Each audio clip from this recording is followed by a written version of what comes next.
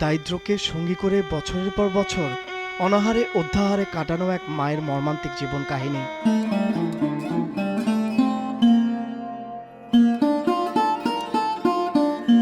আর সেই মায়ের পাশে পড়ে থাকা তার দৃষ্টি ও শারীরিক প্রতিবন্ধী ছেলে।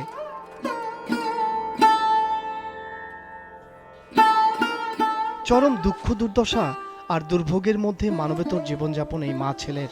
রোদে শীতে আর বৃষ্টিতে 12 মাসই তাদের কষ্ট।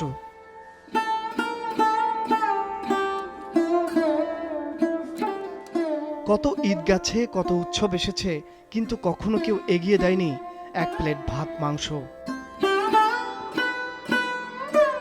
সেই মায়ের নিজের জমি জমা নেই, সেই কারণে বৃদ্ধ বয়স পর্যন্ত অন্যের বাড়িতে কাজ করে জুটত খাবার আর গোয়াল ঘরে আশ্রয়।